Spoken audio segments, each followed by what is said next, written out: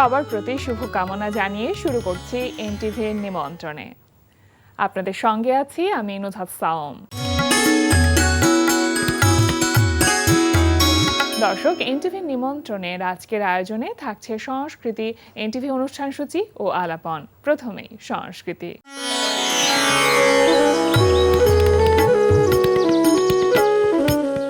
Dhanmondi alias প্রসেসের লা গ্যালারিতে অনুষ্ঠিত হচ্ছে কবি আল মাহমুদ ও কবি শামসুর রহমানকে নিয়ে আলোকচিত্রী নাসির আলী মামুনের আলোকচিত্র প্রদর্শনী ফটোজিয়াম লাইফ অব পোয়েট্রি। প্রদর্শনী চলবে 16 এপ্রিল পর্যন্ত।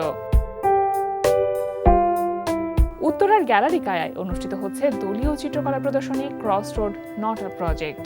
প্রদর্শনী প্রতিদিন সকাল 11:30 থেকে সন্ধ্যা 7:30 এই সময় চলবে 16 এপ্রিল পর্যন্ত।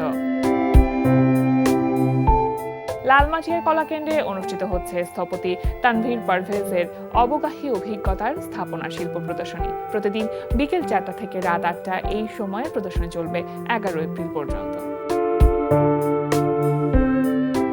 এবার এনটিভির অনুষ্ঠান সূচি। এবার জানিয়ে দিচ্ছি এনটিভির আজ রাতের বিশেষ বিশেষ অনুষ্ঠানগুলির সময়সূচি। সন্ধ্যা 6:15 থাকছে সমসাময়িক বিষয় নিয়ে অনুষ্ঠান সংলাপ প্রতিদিন।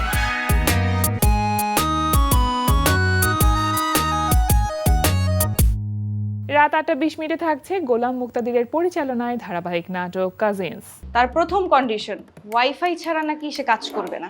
ওয়াইফাই ছাড়া কাজ করবে না? বলে নেট না থাকলে নাকি সে কাজ করতে পারবে না। আর কাজের মেয়ের আবার নেট কি?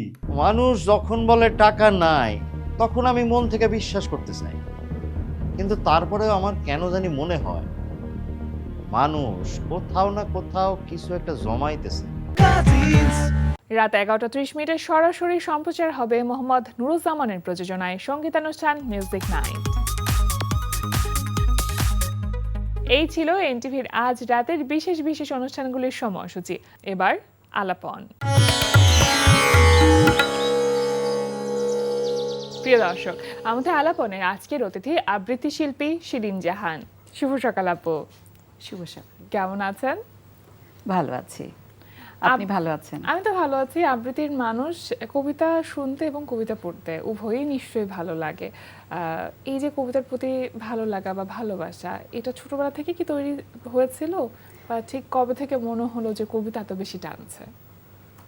এটা আসলে আমি কবিতা এবং গান দুটোই আমি ছোটবেলা থেকে খুবই পছন্দ করতাম। আচ্ছা। এবং কবিতা গান শুনে শুনেই বড় হওয়া। হ্যাঁ, কিন্তু মানে আমি ছোটবেলা থেকে আমি কবিতা শিখি নাই, শিখতে পারি নাই। আচ্ছা, মানে আবৃত্তি শেখা হয় নাই ছোটবেলা আবৃত্তি থেকে? শেখা হয় কিন্তু নাই। কবিতা তো পড়া হতো। হ্যাঁ, কবিতা পড়া হতো। কাদের কবিতা ভালো লাগতো, মানে কাদের লেখা কবিতা ভালো লাগতো?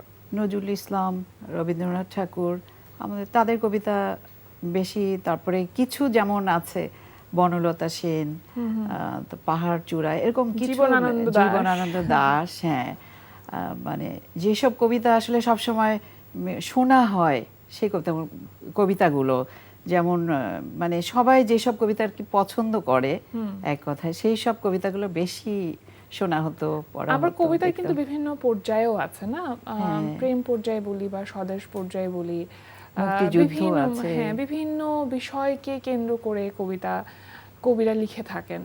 কোনো পার্টিকুলার বিষয় আছে কি যে বিষয়ের কবিতা পড়তে নিজের ভেতর থেকে একটা রকম আগ্রহ কাজ করে? এটা স্বদেশের কিছু আছে, আবার রোমান্টিক কবিতা আছে। আচ্ছা, এটা আমার খুব ভালো লাগে। আমার রোমান্টিক কবিতা আমার খুবই ভালো লাগে। আপনার একটি আবৃত্তি আমরা শুনতে চাই। কোন কবিতাটি আবৃত্তি করে শোনাবেন? অবশ্যই, তাহলে একটা রোমান্টিক কবিতা আমি শোনাই। অবশ্যই, শুনি না। আমি বুদ্ধদেব বসুর কবিতা পড়ছি, চিল্কায় সকাল, রোমান্টিক কবিতা। কি ভালো আমার লাগলো আজ এই সকাল বেলায়, কেমন করে বলি। কি নির্মল নীল এই আকাশ, কি অসহ্য সুন্দর, যেন গুণীর কণ্ঠের অবাধ উন্মুক্ত তান দিগন্ত থেকে দিগন্তে। কি ভালো আমার লাগলো এই আকাশের দিকে তাকিয়ে, চারদিক সবুজ পাহাড়ে আঁকা বাঁকা কুয়াশায় ধোঁয়াটে, মাঝখানে চিল্কা উঠছে ঝিলকিয়ে। তুমি কাছে এলে, একটু বসলে, তারপর গেলে ওদিকে। স্টেশনে গাড়ি এসে দাঁড়িয়েছে, তাই দেখতে। গাড়ি চলে গেল। কি ভালো তোমাকে বাসি, কেমন করে বলি। আকাশে সূর্যের বন্যা, তাকানো যায় না। গরুগুলো এক মনে ঘাস চিপছে, কি শান্ত। তুমি কি কখনো ভেবেছিলে এই হ্রদের ধারে এসে আমরা পাবো যা এতদিন পাইনি? রূপুলি জল শুয়ে শুয়ে স্বপ্ন দেখছে, সমস্ত আকাশ নীলের স্রোতে ঝরে পড়ছে তার বুকের ওপর সূর্যের চুম্বনে। এখানে জ্বলে উঠবে অপরূপ ইন্দ্রধনু, তোমার আর আমার রক্তের সমুদ্রকে ঘিরে। কখনো কি ভেবেছিলে? কাল চিল্কায় নৌকোয় যেতে যেতে আমরা দেখেছিলাম দুটো প্রজাপতি কত দূর থেকে উড়ে আসছে জলের উপর দিয়ে। কি দুঃসাহস! তুমি হেসেছিলে, আর আমার কি ভালো লেগেছিল তোমার সেই উজ্জ্বল অপরূপ সুখ। দেখো দেখো কেমন নীল এই আকাশ। আজ তোমার চোখে কাঁপছে কত আকাশ, কত মৃত্যু, কত নতুন জন্ম, কেমন করে বলি। ভীষণ সুন্দর, আমি খুব মুগ্ধ হয়ে শুনছিলাম এবং আমার কাছে মনে হচ্ছিল আমি কোনো একটি গল্প শুনছি, ছোট গল্প। আসলে সকালবেলায় নির্মল প্রকৃতির কথা শুনতে খুব ভালো লাগে, কেন জানেন? আপনি যেমনটি বলছিলেন যে বিভিন্ন রকমের কবিতাই আসলে ভালো লাগে, মুগ্ধ করে, কিন্তু আবৃত্তি শেখাটা ছোটবেলা থেকে হয়ে ওঠেনি। করোনা বা কোভিডের সময়টাতে কবিতা শেখা হলো, মানে কবিতা কিভাবে আবৃত্তি করতে হয়, চর্চা করতে হয় সেটা শিখলেন, আবৃত্তি মেলার সাথে যুক্ত হলেন। কিভাবে আসলে সিদ্ধান্তটা নিয়েছিলেন? সিদ্ধান্তটা নিয়েছি ওই সময় তো বাসায় একদম বসা, বাইরে টাইরে কোথাও যাওয়া যাচ্ছে না। তো আমার এক বান্ধবী আমাকে বলল যে এরকম মাহি ভাই আমাদের শেখাবে, এরকম একটা সুযোগ পাওয়া গেছে, শিখবো কি শিখবো না। তো শুনে সাথে সাথে আমি করে ফেললাম যে এতদিনে আমার মনে হয় সুযোগ হলো কিছু একটা, এতদিনের চাওয়া, এতদিনের চাওয়া। হ্যাঁ, ভাবলাম যে দেখি। তারপরে যে শুরু করলাম, আর মানে আমার ওই বান্ধবী বলেছিল যে একবার করে দেখ, পরে দেখলাম যে বলে যে কেউ 2 বার করতে পারেন, ওটাকে আবর্তন বলে, 3 মাসের ছিল। তো আমি আর ছাড়তে পারি নাই। ওই যে আমি যুক্ত হয়েছি করোনায়, তখন থেকে এখন পর্যন্ত এমন দিন যায় না যে আমি কবিতা আবৃত্তি করি না বাসায়। আর আমাদের তো সবসময় মানে কবিতাটা আবৃত্তি করতেই হয়, কারণ পড়া দিতে হয়, আবার আমাকে পড়া দিতে হয়, ক্লাস করতে হয়, পড়া দিতে হয়। আচ্ছা, এই বয়সে এসে ক্লাস করা, পড়া জমা দেওয়া, এটা কেমন লাগে? আমার আসলে যেহেতু আমি কবিতা আমার খুবই ভালো লাগে, আমি সবকিছু এনজয় করি এবং আনন্দ নিয়েই করে, আনন্দ নিয়েই করি। আলাদা করে চাপ বলে মনে হয় না না না, এটা আমার কখনোই মনে হয়নি, হয় না। আমি সব ফেলে দিয়ে আমি কবিতায় থাকি। ফ্যামিলি কতটুকু সাপোর্ট করেছে?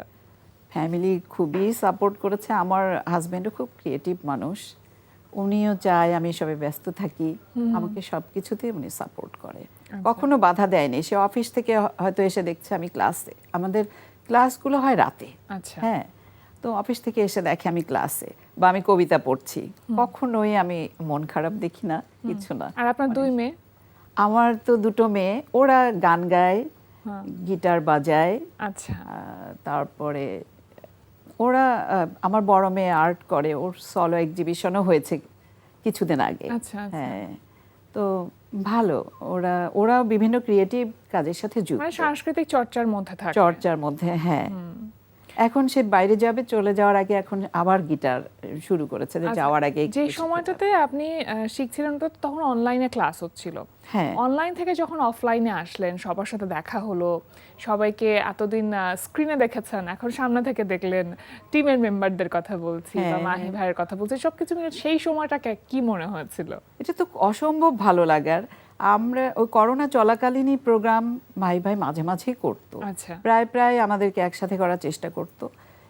কিন্তু করোনা যখন খুব বেশি মানে ছিল, ওই সময়টা আমি আসলে একটু অ্যাভয়েড করেছি। আমি প্রায় 1 বছরের মতো আমি তাদের সাথে যুক্ত হই নাই সামনাসামনি, ভয় পেতাম, এটা হয় নাই। পরে তারপরে আমি যখন গেলাম, আমার প্রথম আমার গুরুর সাথে দেখা, এটা যে কি অদ্ভুত ভালো লাগা, অনুভূতি হবার সবার কথা। সাথে দেখা আমার খুব ভালো লেগেছিল। আচ্ছা, তারপর থেকে তো যাওয়াই হয় আমাদের বিভিন্ন অনুষ্ঠান, মানে চলমান ইফতারের সময় থাকে মানে অনুষ্ঠানগুলো। সব সময় চলমান থাকেই, হ্যাঁ। তো সব সময় দেখা হয়, এটা আমাদের খুবই ভালো লাগে। প্রথম স্টেজে কবিতা আবৃত্তি করা সেটা কবে হলো বা কিভাবে হলো, কোন অনুষ্ঠানের মাধ্যমে? 23 সালের দিকে মেবি হয়েছিল। আচ্ছা, কিন্তু কোন কবিতা করেছিলাম এটা তো মনে করতে পারছি এটা তো না। সংগঠন থেকে অবশ্যই হচ্ছে। সংগঠন থেকে, হ্যাঁ, কোথায় সেটা? সংগঠন কোথায়? থেকে। শিল্পকলায়? শিল্পকলায়। আচ্ছা আমাদের কদিন আগে হয়েছে, আমরা মাঝে মাঝে শিল্পকলায় আমরা করি। আচ্ছা, স্টেজে উঠে পরিবেশনা এটা বেশ কঠিন একটা কাজ আমি বলবো এই জায়গা থেকে, কারণ একরকম নার্ভাসনেস কাজ করে না। আপনি আসলে কতটুকু এক্সাইটেড থাকেন, কতটুখানি নার্ভাসনেস কাজ করে আপনার? নার্ভাসনেস আমার কাজ করে না, কারণ আমি যখন আমার হাজবেন্ডের চাকরি সূত্রে আমি বিভিন্ন ডিস্ট্রিক্টে থেকেছি, তখন আমি একটু গানের সাথে যুক্ত ছিলাম। আচ্ছা, যে কোনো অনুষ্ঠান সবসময় গান গাওয়া হতো। তো আমি স্টেজে অনেকবার আমি পারফর্ম করেছিলাম। ওকে, তো যার জন্য আমার স্টেজ ভীতিটা কমে গেছে। ছিল না? নাই নাই। আচ্ছা। এবং এটা আমি খুব এনজয় করি। আরো একটি কবিতা শুনবো আপনার কণ্ঠে আমরা? হ্যাঁ হ্যাঁ, এখন সামনে পয়লা বৈশাখ আছে, আমি একটু পয়লা বৈশাখের করি। অবশ্যই। আচ্ছা, এটা বাংলার বৈশাখী মেলা, ইমরান নূরের। চেনা অচেনা অনেক মুখ দেখি, সবুজ রমনার অরণ্যের ভিড়ে, রঙিন শাড়ির মেলায় পহেলা বৈশাখ। চুল ছাটা, বেনি ছাড়া, খোপা গুজে, কেউ চাপাকাটা পাতলুনে ছাপমারা জামা, কাঁধের ঝোলানোই বিদেশি ক্যামেরায় ধরে রাখে প্রেয়সীর রং মাখা রূপ। লেকের ওপার থেকে ভেসে আসে ধীরে, মধু নিঃসৃত যেন সুরা ঢালা সুর। সুরেরা কণ্ঠস্বরে রবীন্দ্র ঠাকুর ভেসে আসে হৃদয়ের যন্ত্রণা নিয়ে। রাজপথ ছেয়ে গেছে সিউল, ডেট্রয়েট আর কিয়োটোর গাড়িতে। সরকারি বেসরকারি আধা প্রাইভেট, তিল ধারণের তরে জায়গাটুকু নেই। জলস্রোত বাঁধ যেন ভেঙেছে জোয়ারে। রিকশায় ঠেলাঠেলি, বাদামের খোসা, চটপটি, চায়ের ফাঁকে রবীন্দ্র ঠাকুর বারবার ভেসে আসে বাতাসের সুরে। শ্যানেল নম্বর 5 আর জয় ইন্টিমেট, খ্রিস্টীয় ডিওরের সুবাস বাতাসে। যুগল মূর্তির শুধু হাসাহাসি শুনি ওপারের ছাপা শাড়ির আঁচলের ফাঁকে। রঙিন পাতার রং, রং লাগে মনে, কবিতার যাত্রা হলো। ভিড় ঠেলে আসি দিল ডাক পহেলা বৈশাখ, তারে ভালোবাসি। থর থর কম্পমান কণ্ঠে শুনি গান, কখনো করুণ সুরে, কখনো উল্লাসে। রাবীন্দ্রিক বৈশিষ্ট্যে উষ্ণ পরিবেশ, অনেক মানুষের ভিড়ে আনন্দের ঢেউ। বাহ, সুন্দর। কবিতার ক্ষেত্রে নিজের কণ্ঠ মানে আবৃত্তির ক্ষেত্রে নিজের কণ্ঠ তৈরি করবার একটা প্রক্রিয়া থাকে, রেওয়াজ করতে হয় বা অনেক রকম চর্চা করতে হয়, সেটা আপনি কিভাবে করেন? এখন আমি যেটা করি সেটা আমি রেগুলার আবৃত্তি করি। আচ্ছা, আবৃত্তিতেই আমার অনেকটা চর্চা হয়ে যায়। আর আমাদেরকে কিছু অনুশীলন করতে হয়। আমরা যখন আবর্তনগুলো করেছিলাম তখন সাথে সাথে আমরা করেছি। তারপরে কিছু আছে যেগুলো মাঝে মাঝে ওসব করতে হয় আর কি। হ্যাঁ, তারপরে আর রেগুলার কবিতা পড়তে হয়। কবিতাটাই আপনাকে অনেক পড়বার দূর এগিয়ে দেয়। পাশাপাশি আমার কাছে মনে হয় আরো একটি বিষয় গুরুত্বপূর্ণ, সেটা হচ্ছে কবিতা শুনবার একটা চর্চা।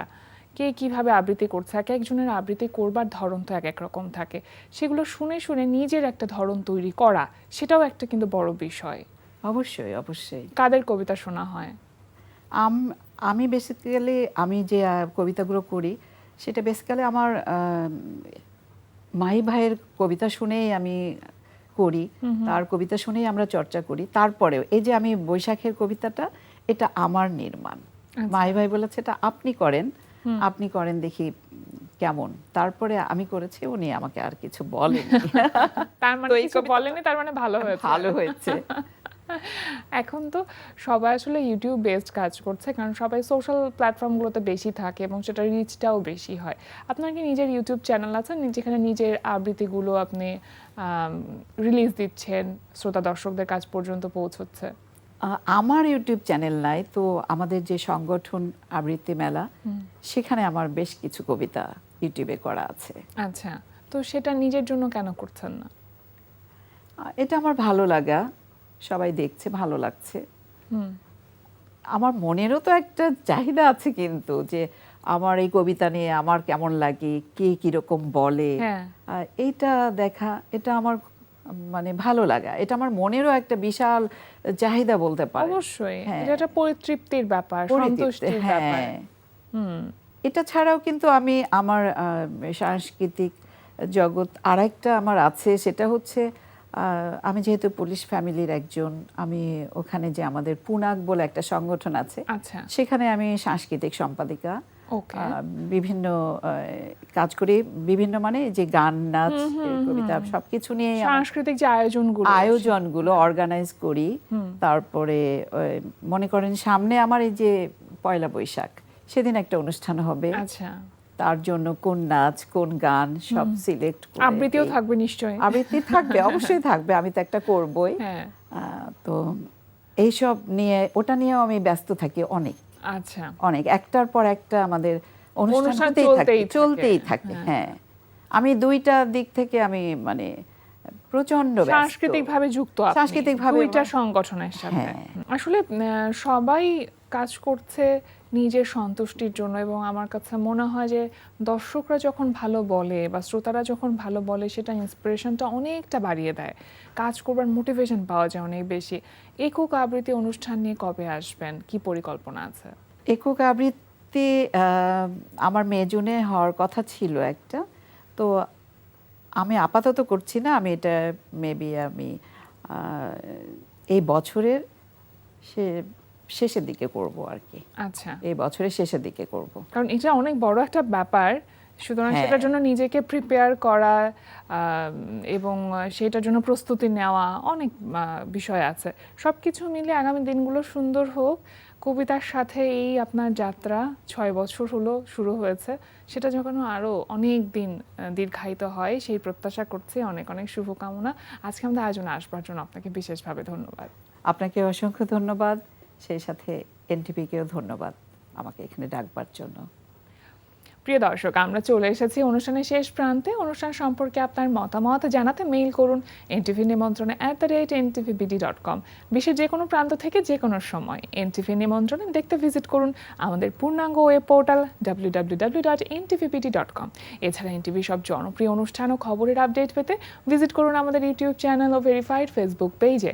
সবার মঙ্গল কামনায় আজকের মতন এখানেই শেষ করছি। সবাই ভালো থাকুন, সুস্থ থাকুন, সুন্দর হোক আপনার প্রতিদিন।